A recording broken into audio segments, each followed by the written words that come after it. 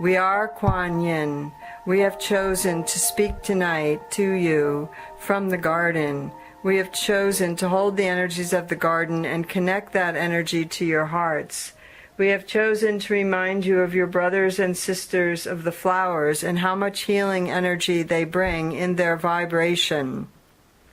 The vibratory nature of the flowers is a very powerful nature for healing.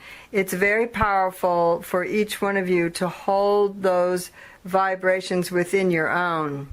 There are those who have been keys on the planet for the opening of healing.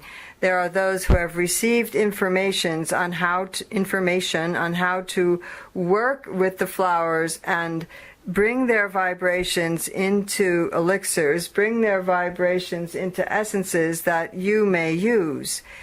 It is important that each and every one work with these vibrations at this time, for the working with the vibrations will help you ground the higher vibrations of light on the earth.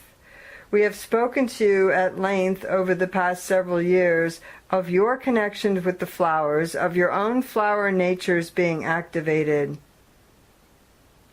Did you ever wonder why the chakras are depicted as the lotus petals opening? Did you ever wonder why the chakras are depicted as flowers?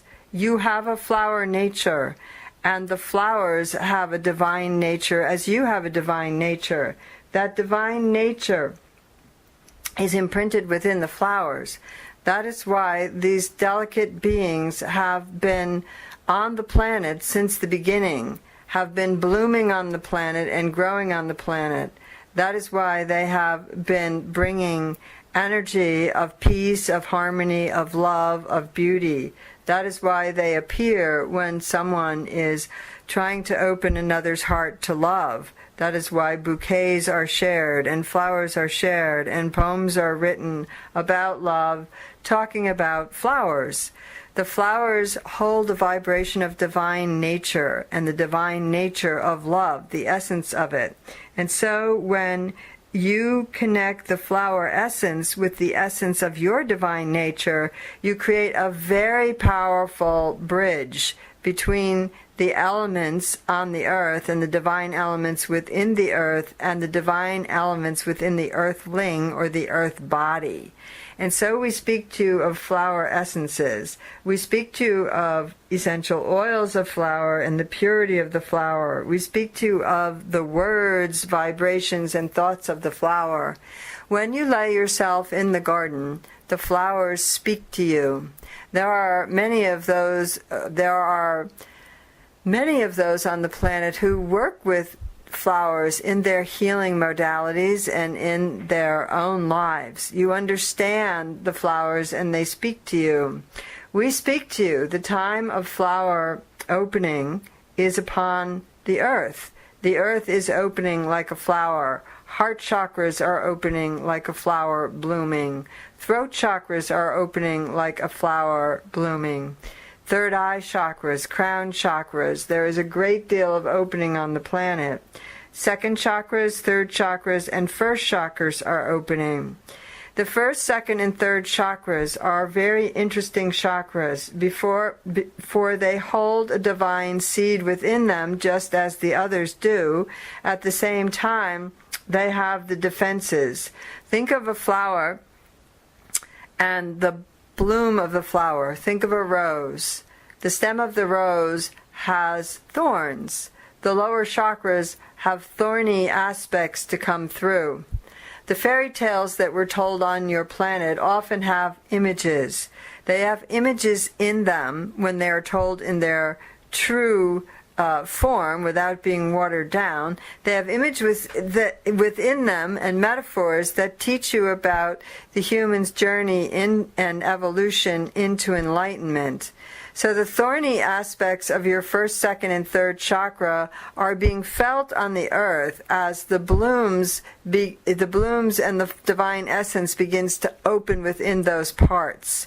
In other words, you see issues around you, chaos around you, dis-ease around you, disharmony around you, a lack of divine harmony in many areas of your world.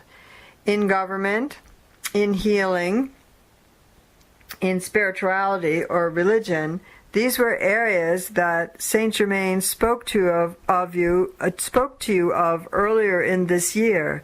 These are areas that he said would have infusions of light into the third dimensional aspects of them.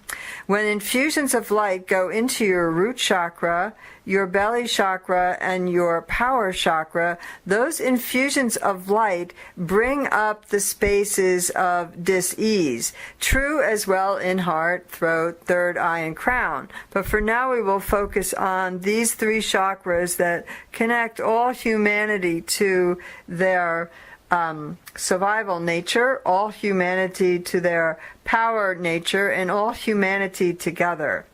When you incarnate in human form, your other human forms around you in life are your brothers and sisters, your mothers, your fathers, your children. Indeed, all are, for all are connected in the solar plexus. What that means is that there is a vibration that holds all human consciousness together. You sometimes think of your consciousness as being more up in the head or the mind, and there is a higher consciousness up in the mental body or in the higher chakras. But for now, we speak of the consciousness of survival. We speak of the consciousness of human power, of power in the 3D. And we speak of the connection. So there is a thread that ties every living human being together. And so you have the ability, when you're breathing, when your heart is beating, when the blood is moving through your body and your system, and the vibration of light moves through the cells, you have an opportunity to be aware of all humanity, to be connected with it. You feel its highs and lows, its sorrow, its desperation, its greed, its peace, its harmony. All of these things are felt in the living aspect.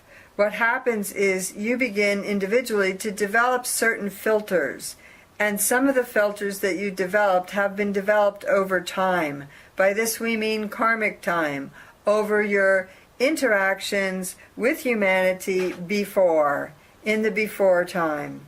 Sometimes your interactions with humanity came from other human-type forms in other star systems.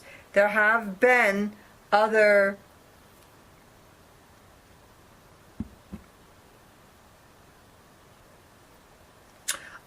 types of humans living on the earth, interacting with the type of human that you are. We call all human to all beings. We call human naming every being that is incarnated in physical form and holding a consciousness and a seed of the divine consciousness within that chakra system. Some of those humans are from different planets, and you have called them aliens. We do not call them aliens. You are all one, as we are all one with you. Now then, the memories that you have karmically stored in the chakra system and in the cellular system of the body are erupting, if you would. They are coming out. Your dreams may be strange at times. You may see other forms and other energies. Your dreams may be confusing at times. Your dreams may be intense at times, for there is a great deal going on in the lower chakras as they change to a higher vibration, and the higher chakras as they move up to an even higher vibration. So you are all graduating. Every time you receive a transmission, and when you come together in circles of light in the name of spirit, you receive a transmission. The stronger the transmission, the purer the consciousness. There are many pure souls of consciousness in this circle, and so you will receive strong transmissions this evening. To balance that out, you must take time on the earth. We have also explained this before, that the earth herself is moving in a new vibratory pattern.